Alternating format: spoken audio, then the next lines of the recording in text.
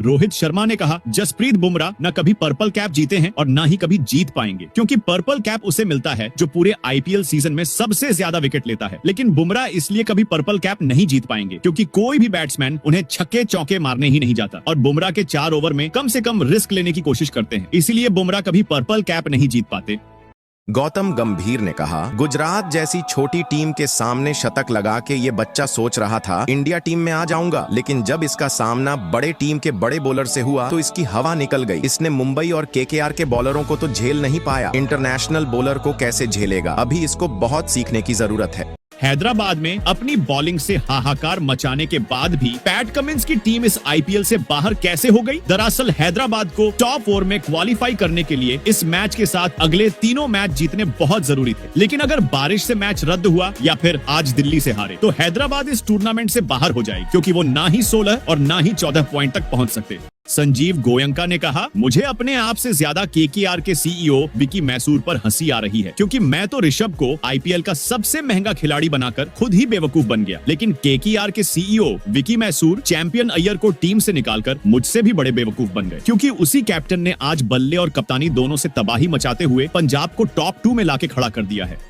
आखिरी ओवर में हारा हुआ मैच जीताने के बाद यश दयाल ने कहा, जब मुझे रिंकू ने 5 छक्के मारे थे तब मैं अंदर से पूरी तरीके से टूट चुका था। फिर विराट भैया ने मुझे मोटिवेट किया, जिसके बाद पिछले साल भी और इस बार भी आरसीबी को आखिरी ओवर में हारा हुआ मैच जीता दिया। रियान पराग ने जो कहा था वह करके दिखाया। दरअसल 2023 में रियान पराग एक ट्वीट के जरिए कहते हैं कि मेरी अंतरात्मा कहते हैं कि मैं एक दिन आईपीएल में एक ओवर में 4 छक्के लगाऊंगा, और आज रियान पराग ने लगातार 6 गेंद पर 6 छक्के जड़ दिए। तो रियान पराग के लिए एक लाइक तो बनता है।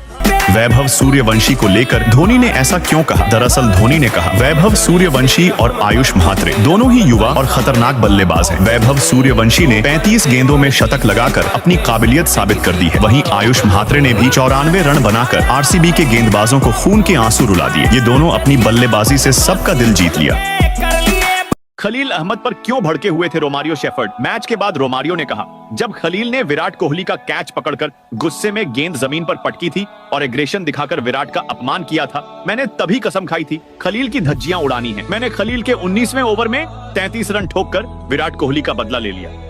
बीच मैच में अंपायरों पर क्यों भड़क रहे थे शुभमन गिल? जब यही बात शुभमन से पूछी गई तो उन्होंने कहा, अंपायर आज सारे फैसले गलत कर रहे थे। अंपायरों को लग रहा था मैं गुजरात जैसी छोटी टीम का कप्तान हूं, वह मुझे आसानी से दबा लेंगे, लेकिन अंपायर ये भूल गए थे विराट कोहली अगर किंग है तो मैं भी टीम इंडिया का प्रिंस हूं, इसीलिए मैं अंपायरों को उनकी हैसियत दिखा। अभिषेक शर्मा ने गिल को ना रोका होता तो आज अंपायर के साथ कुछ भी हो सकता था। दरअसल अभिषेक शर्मा ने खुद बोला कि पहले तो अंपायर ने गिल को बिना स्टंप में बॉल लगे ही रन आउट दे दिया, और फिर दूसरी इनिंग में सेम रोहित भैया की तरह मेरे खिलाफ भी बॉल वैसे ही पिच हुई थी, लेकिन अंपायर ने इसे नॉट आउट दे दिया, जिस वजह से गिल अंपायर को मारने पहुंच गया था, लेकिन मैंने मामला शांत करा दिया। मुंबई के सामने 0 रन पर आउट होने के बाद वैभव सूर्यवंशी ने कहा, पिछले मैच में मैं शानदार शतक लगाया था, पर इस मैच में मेरे सामने वर्ल्ड के बेस्ट बॉलर थे, जिसके कारण मैं थोड़ा सा नर्वस हो गया था और दीपक चाहर के गेंद को समझ नहीं पाया और बिना एक भी रन बनाए आउट हो गया। पिछले मैच के शतकवीर वैभव सूर्यवंशी इस मैच में बिना खाता खोले आउट होने के बाद कहा, पिछले मैच में मेरी बल्लेबाजी बहुत ही उम्दा रही थी और इस मैच में भी मेरी यही सोच थी कि मैं ताबड़तोड़ अंदाज अपनी टीम को तेज शुरुआत दिलाऊं, लेकिन मुझे दीपक चहर का गेंद बिल्कुल समझ नहीं आया और मैंने सिर्फ 2 ही गेंदों में अपना विकेट गंवा बैठा। वैभव सूर्यवंशी के शतक के बाद रोहित शर्मा ने कहा, मैं हमेशा सोचता था युवराज सिंह के बाद शायद हमें कोई उनके जैसा खिलाड़ी मिले, लेकिन जब आज वैभव सूर्यवंशी ने 35 गेंदों में शतक ठोका तो मुझे लग रहा है युवराज से भी खतरनाक बल्लेबाज हमें मिल गया। आईपीएल के बाद मैं बीसीसीआई से वैभव को टीम इंडिया में शामिल करने की अपील करूंगा। मुंबई को गुजरात ने नहीं बल्कि रोहित शर्मा ने हराया है, ऐसा खुद कैप्टन हार्दिक पांड्या ने कहा। दरअसल गुजरात के सामने शर्मनाक हार के बाद हार्दिक पांड्या से पूछा गया, आज आपकी टीम इतनी खराब प्रदर्शन क्यों की? तो उस पर हार्दिक ने कहा, रोहित भैया ने आज के मैच में अपनी कैप्टेंसी नहीं की, इसलिए मैं अकेला पड़ गया और मैच को हार गया।